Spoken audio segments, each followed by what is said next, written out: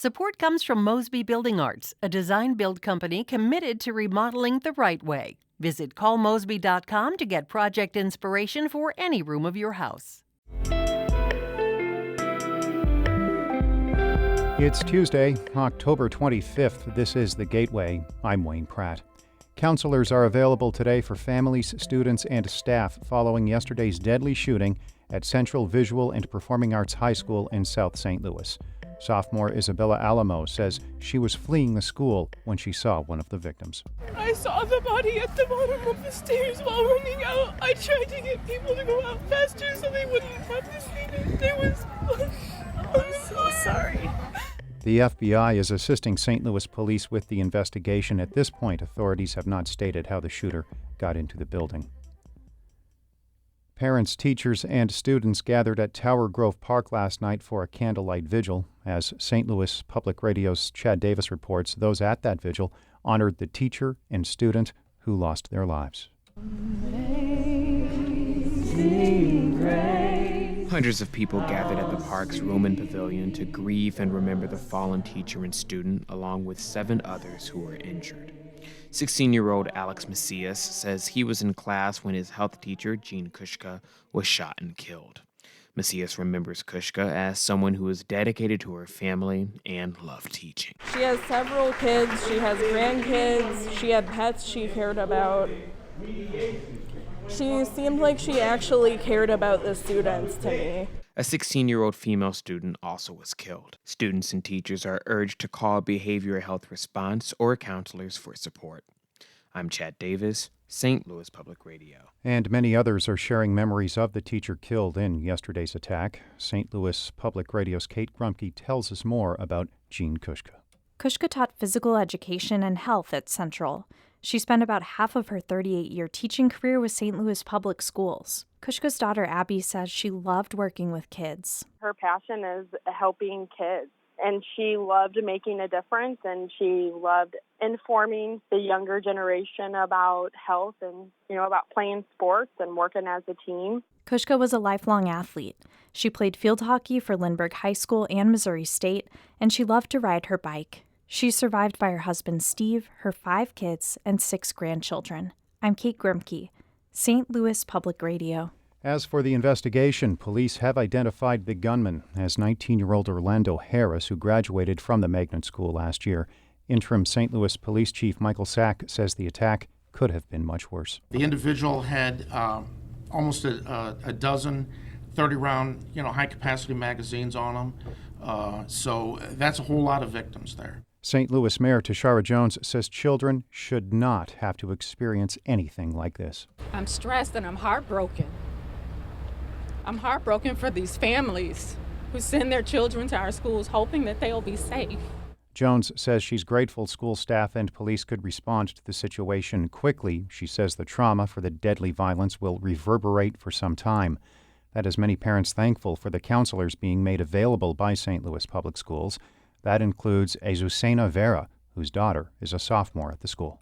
Now she's going to have to take some kind of therapy, mental health, because every day when they come to school, they're going to come with fear. And I hope, one day this can change, for real.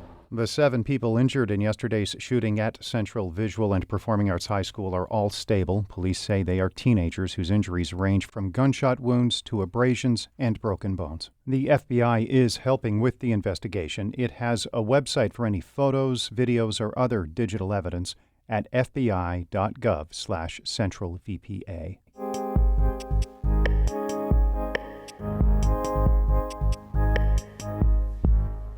The city is still coping with the aftermath of that deadly shooting at Central Visual and Performing Arts High School in South St. Louis. St. Louis Public Radio's Kate Grumke spent yesterday talking with students, parents, and community members about the shooting, and then spoke with our Jonathan All. Kate, what did you see after you arrived at the scene of the shooting? So I got there, and a huge part of the block was taped off with caution tape. There were dozens of police cars, and there were about 7 fire trucks that I could see. And there was a mixture of families and kids from the school and neighbors that were standing around kind of trying to figure out what was happening. Some of the neighbors said that they were able to hear the gunshots, and so that was why they came out. And the students were really just kind of processing what happened. There were also first responders that were collecting information and handing out water bottles, just trying to give a little bit of comfort. One of the people who died was a longtime teacher. What did you find out about her? Yeah, that's right. Her name was Jean Kushka. She had been a teacher for 38 years, and almost half of that she was with St. Louis Public Schools. I talked to her daughter, Abby, who told me that she was a passionate teacher. She taught physical education and health, and she really cared about helping kids be healthy and also helping them learn to play sports, learn to work as a team, and just helping kids. What's next for the kids? Do we know yet? So St. Louis Public Schools is offering counseling. They have a big team of social workers and counselors that are on their full-time staff. And then they are also apparently receiving aid from outside organizations. And they're trying to help families, students, and staff process the hard things that they saw today. And moving forward, they're hoping to continue to be able to provide that for students.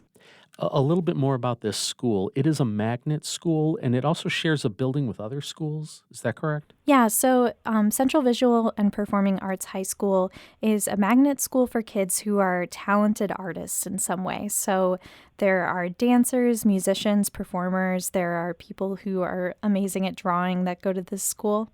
And then it also shares a building with Collegiate, so it's both schools kind of together. And so the shooting happened at Central Visual and Performing Arts, but the collegiate students were also affected, I think, by being so close to it. Those magnet schools that are bound by particular interests, I would imagine there's a very strong sense of community there, even more than maybe your typical school.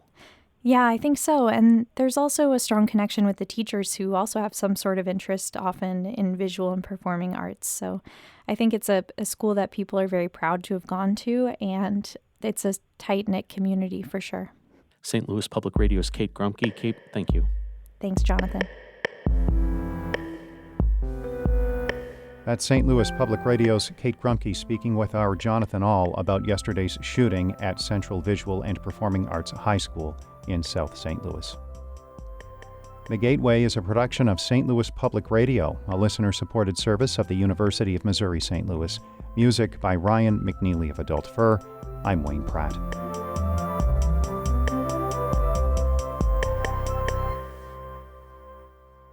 Support comes from the Missouri Forest Products Association, providing more than 41,000 jobs in the production of wood pallets, railroad ties, white oak barrels, hardwood floors, and more.